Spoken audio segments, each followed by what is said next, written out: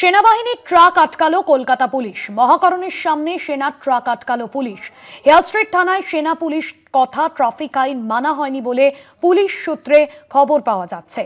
Traffic আইন মানা হয়নি বলে পুলিশ সূত্রে এমনটাই খবর পাওয়া যাচ্ছে। তবে এই মুহূর্তে হেয়ার স্ট্রিট থানায় নিয়ে যাওয়া হয়েছে।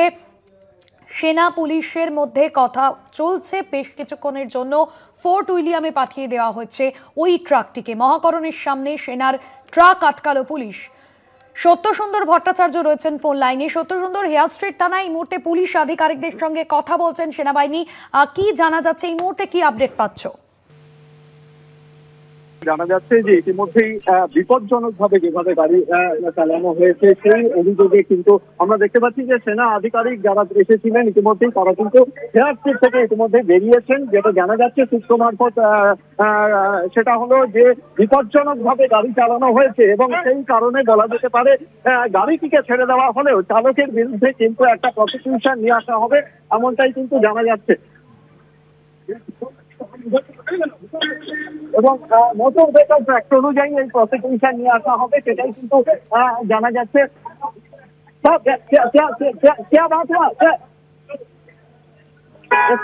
ইতিমধ্যে সেনা আধিকারিক যারা ছিলেন তারা কিন্তু বেরিয়ে যাচ্ছেন থানা থেকে।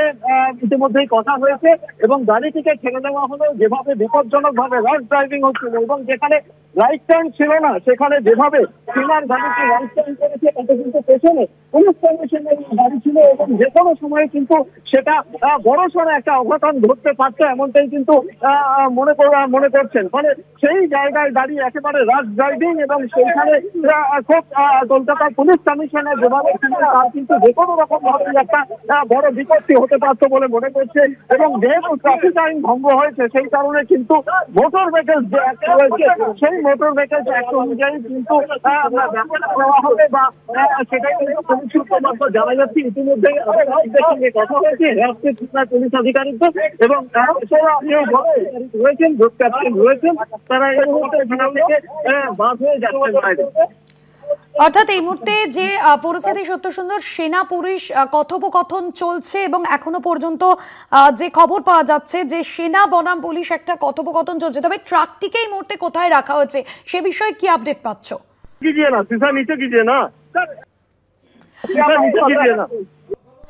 আপাতত ধন্যবাদ জানাবো সত্যসুন্দর তোমাকে।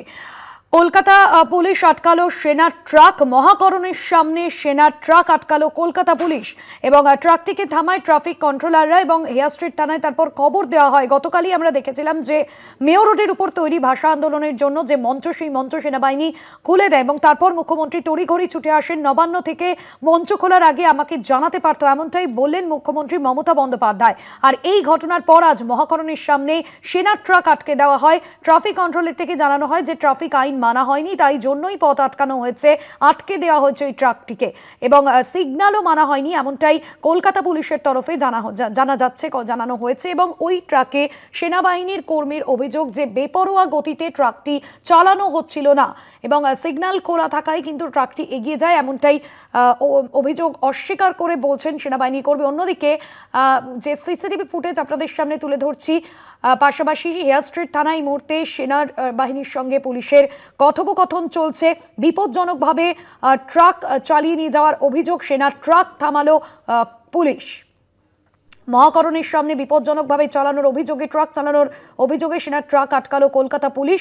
ফোর্ট উইলিয়াম থেকে আয়কর ভবনের দিকে যাচ্ছিল ট্রাকটি এবং সেই সময় বেপরোয়াভাবে গাড়ি চালানোর অভিযোগে আটকানো হয় ট্রাকটিকে। বড়সড় কোনো দুর্ঘটনা ঘটতে পারত, এমনটাই পুলিশের তরফে জানানো হয়েছে এবং তারপরেই হেয়ার স্ট্রিট থানায় খবর দেওয়া হয়। বিবাদী বাগে মহাকরণের সামনে সেনার ট্রাক থামায় কলকাতা পুলিশ। তবে বাগ নেওয়ার সময় যথেষ্টই আস্তে চলছিল সেনার ট্রাক, সেক্ষেত্রে এমনটাই সেনাবাহিনীর একজন কর্মী তিনি জানিয়েছেন।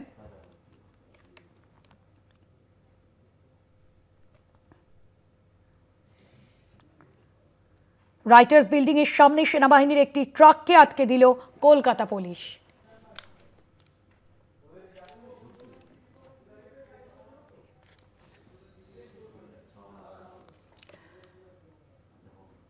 আপনাদের সামনে সেই ছবি তুলে ধরছি। একদিকে হেয়ার স্ট্রিট থানায় যেখানে সেনা পুলিশের মধ্যে কথোপকথন চলছে, গতকালই আমরা দেখলাম যে সেনার সঙ্গে পুলিশের যে সংঘাত, আর সেই আবহের মধ্যেই কিন্তু আজকে একেবারে শহরের রাজপথে যে ছবি দেখা গেল, সেনাবাহিনীর ট্রাক আটকালো কলকাতা পুলিশ।